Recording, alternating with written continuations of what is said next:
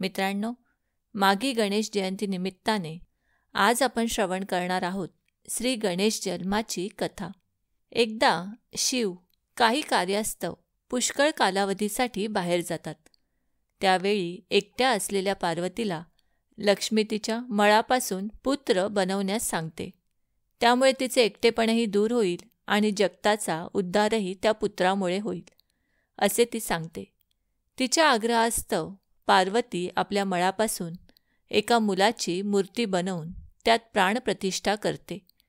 तोच हा सर्वांचे कल्याण करणारा शुभकारी गणेश होय. या गणेशाला स्वतःच्या पित्याचे दर्शन घडलेलेच नसते. एकदा शिव येणार म्हणून पार्वती मंगलस्नानाला गेलेली असते. स्नानात सतत व्यत्यय येत असल्याने ती गणेशाला द्वाराजवळ उभा राहून कोणालाही आत न सोडण्याविषयी सांगते. गौरीनंदन गणेश मातेची आज्ञा शिरसावध्य मानून कोणालाही आत सोडत नाही. त्याचवेळी शंकर तेथे येतात. पार्वतीला भेटण्यासाठी ते आत जात असताना गणेश त्यांना अडवतो. त्याला वारंवार सांगूनही तो त्यांना आत प्रवेश करून देत नाही. शिवभक्त अनेक ऋषी तसेच स्वर्गातील देवही त्याला शिवाला आत जाऊ देण्याची विनंती करतात, परंतु तो मुळीच विचलित होत नाही.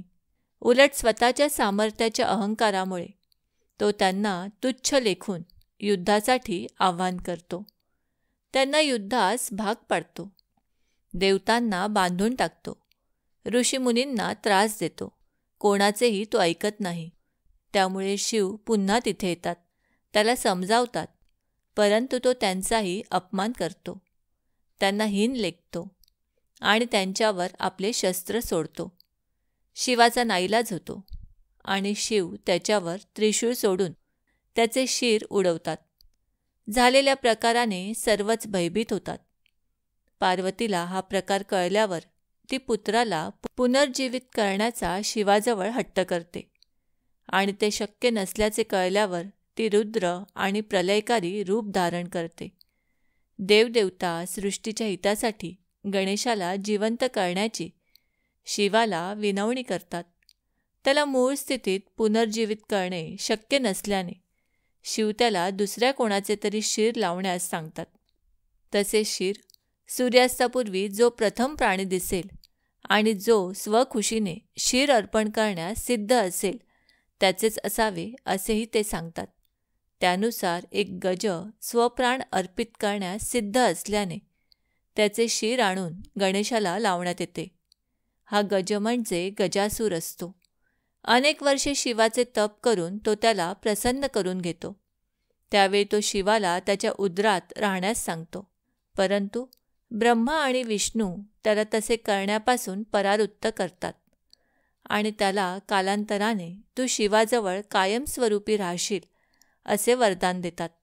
या महाज्ञानी गजासुराला ते वरदान सफल होण्याची ही संधी मिळाल्याने तो अतिशय आनंदाने समर्पणास सिद्ध होतो. मित्रांनो, लहानपणापासून आपण पार्वतीने मळापासून बनवलेल्या गणेशाचा शंकर वध करतो आणि नंतर त्याला हत्तीचे म्हणजे गजाचे शिर लावून त्याला जिवंत करतो, अशी गणेश जन्माची कथा ऐकली असते. त्यावेळी अनेक प्रश्न पडायचे. मळापासून सजीव मूर्ती कशी बनते? क्षुल्लक कारणावरून पिता पुत्राचा वध का करतो? पुन्हा त्याला जिवंत का करतो?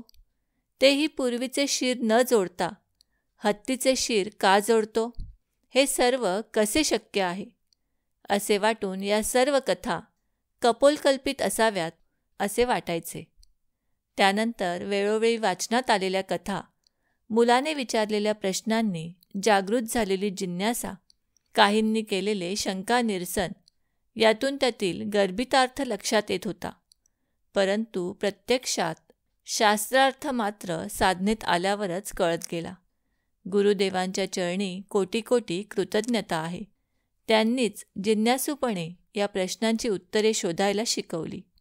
आदिशक्ती पार्वती ही जगज्जननी आहे. तिच्यापासून समस्त प्रकृतीची उत्पत्ती होते.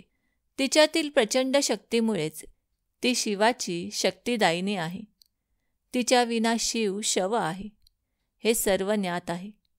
पंचमहाभूतांनी बनलेल्या देहाला मर्यादा असतात, परंतु साधनेच्या बळावर पार्वती पंचमहाभूतांनी युक्त देहाच्या मर्यादा ओलांडून गेलेली असते. म्हणूनच ती देवाशी एकरूप होऊ शकते. अशा आदिशक्तीला अशक्य ते काय आहे? त्यामुळेच ती तिच्या मळापासून तिच्या चैतन्याच्या अंशाला, पुत्राला सिद्ध करू शकली. दुसऱ्या शब्दात सांगायचे तर कल्पांतापूर्वी दैत्यासुरमर्दिनी आदिशक्ती पार्वतीच्या मळातून महाशक्तिशाली पुत्राची निर्मिती सहज संभव आहे. मित्रांनो, गणेश महापराक्रमी होता. सामर्थ्याला म्हणजेच शक्तीला सात्विकतेची म्हणजेच शिवाची जोड नसेल तर सामर्थ्याचा अहंकार वाढतो. तो सर्वदा विनाशकारी असतो.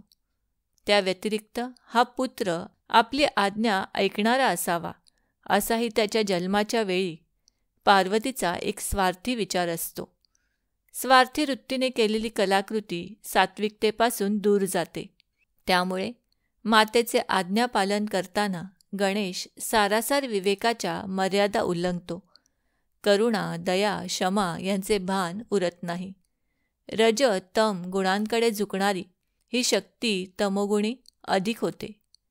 गणेशाच्या संदर्भातही तसेच झाले होते.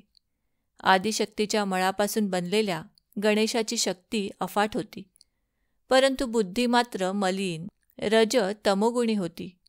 वास्तविक हा पार्वतीनंदन विश्वाच्या कल्याणासाठी, ते मंगलमय करण्यासाठी अवतीर्ण झाला होता. परंतु अशी मलिन बुद्धी जगाचे कल्याण नव्हे तर अकल्याणच करणार हे त्रिकालज्ञानी शिवाने जाणले होते. आपल्या सामर्थ्याच्या अहंकाराने अन्याय करणाऱ्या पुत्रामुळे जगाचे भवितव्य अंधकारमय होऊ नये यासाठी त्याची मलिन बुद्धी जाणे आवश्यकच होते आणि ती घालवण्यासाठीच मलिन बुद्धी असलेले त्याचे शिर धडावेगळे करण्याचा निर्णय त्याला घ्यावा लागतो. धन्य तो पिता जो जगत कल्याणासाठी पुत्राचे शिर उडवतो.